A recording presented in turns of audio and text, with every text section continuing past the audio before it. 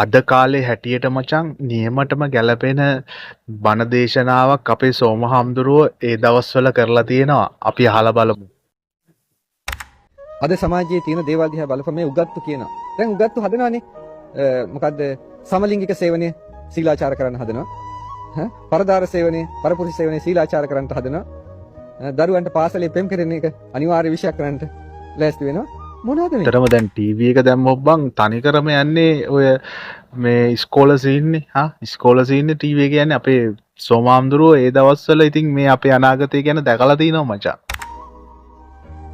අපේ දරුවෝ අපේ අම්මලා තාත්තලා බොහොම සැලකිලිමත් වෙන්න ඕනේ. මේ පුංචි ලස්සන කතාවක් තියෙනවා. එක නරියෙක් හිටියලු. නරින්ගේ රස්සාව ඉතින් කුකුල් හොරකම යනවානේ. හොරකමේ ගියාලු එක ගමරාල කෙනෙකුගේ ගෙදරට.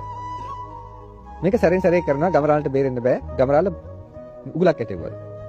නරියගේ වලිගය අහුනලු උගුරට. ඉතින් අදිනවා එන්නේ නැහැ. අන්තිමට එළි වෙන යාම එනවා. දන්නවා දැන් ඉතින් මරුන් කන තමයි ගමරාලගෙන් වෙන්නේ. මරණ බයක් තියෙනවා. පන බයේ වලිගය ඇද්දා. ඇද්දට පස්සේ වලිග කඩලා ගියා.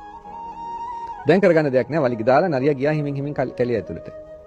යනකොට අනිත් නරි දෙන්නෙත් තුන් දැක්ලා හැව මොකද යාළුවේ මේ වෙලා තියෙන්නේ කියලා. එතකොට මෙයාට නුවණ පහළ වුණා. නරියා කපටියා කියනවනේ. කපටි නුවණක් පහළ වුණා.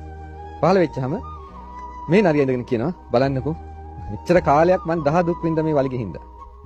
බරට බරේ මේක එහාට මෙහාට වෙනනවා හැමතිස්සෙම. දැන් මට කිසි ප්‍රශ්නයක් නැහැ. හරි නිදහස් මම. ඉතින් මම මේ අර ගමරාලගේ යතන මේ ගෙදරට ගිහිල්ලා මම මේක නිදහස් කරගෙන ආවා. ඉතින් අරගෙන හිටව ඇත්ත තමයි ඒක නක්. කියලා ඒගොල්ලොත් ලෑස්ති වුණා අපිටත් මේක කඩා ගන්න ක්‍රමයක් තියෙනවා නම් හොඳයි කියලා. ඉතින් මොකද කරේ? නරි ටික කතා කළා මෙයාත් එක්ක කතා කළා කොහෙන්ද කඩා ගන්න කියලා. ඉතින් එන්න මම පෙන්නන්නම් කියලා එක්කගෙන ගියා. නරි ටික පොලිමේ යනවා. යනකොට ටිකක් තලත්තානි නරියෙක් හම්බුණා. මේ නරිය හැව කොහෙද උන් නැහැලා යන්නේ කියලා. එතකොට කිව්වා මේ බලන්නකෝ මෙයා දැන් කොච්චර ලස්සනයිද? මෙයාගේ මේ බරට බරේ තීච්ච වලිගේ අයින් කළා මෙයා කියනවා හරි සැපයි කියලා දැන්. ඉතින් අපිත් හිතුවා අපිටත් ඒ සැප ඒක බොහොම හොඳයි. ඒකින්ද අපිත් මේ වලිගේ කඩා ගන්න යන්න හදන්නේ කියලා. ඒතර අර අනිත් නරිය අහනවා ඔයා ඊයේ එහෙම කිව්වේ නෑ නේද මේ වලිගේ මට බරයි කියලා. වලිගේ කරදරයක් කියලා. මේ දැන් කඩාගත්තට පස්සේ නේද ඇවිල්ලා කියන්නේ. කිව්වා එකත් එකටම ওই මිනිස්සයා ගමරාලගේ කුකුලන්ට ගිහිල්ලා ඔය වලිග කඩාගෙන ඇවිල්ලා තියෙනවා. ඔයත් ඔය ගැනට අහු වෙන්නට එපා කියලා. මේ කතාව මම කිව්වේ පින්වත්නි. අපේත් සමහර හැම උගත්තුම නෙමෙයි සමහර උගත්තු පිටරටවල් වලට ගිහිල්ලා ඒ පිටරටවල් වලදී වලිග කඩා ගන්නවා. ඒගොල්ලන්ගේ දූ දරුවෝ නැහැ.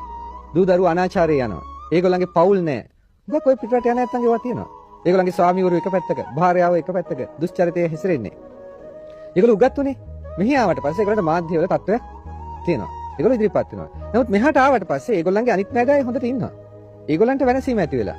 දැන් ඒගොල්ලෝ හදන්නේ මොකද?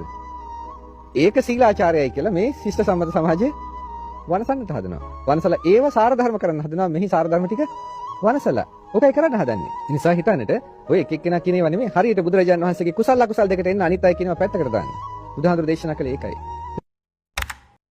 ඇත්තටම අද සමාජයේ වෙලා තින්නේ මේකනේ මචං ඔය පිටරටවල දේවල් අපේ රටේ නීතිගත කරලා අපේ රට විනාශ අපේ රටේ තියෙන සීලාචාරකම අපේ රටේ සංස්කෘතිය ඇත්තටම නැති වෙලා ගිහිල්ලා අද වෙනකොට මචං අපේ සෝමහාමුදුරුව ඒ දවස්වල දැක්ක දේ අද මාර විදිහටම අදට හරියන බණ කතාවක් මචං මේක. ඇත්තටම අදට හරියන බණ කතාවක්. අනිවාර්යෙන් මේ වීඩියෝ එක හැමෝටම බලන්න ෂෙයා කරන්න කියලා ආදරෙන් ඉල්ලනවා මචං. අනිවාර්යෙන් ලයික් එකකුත් දාගෙන යන්න.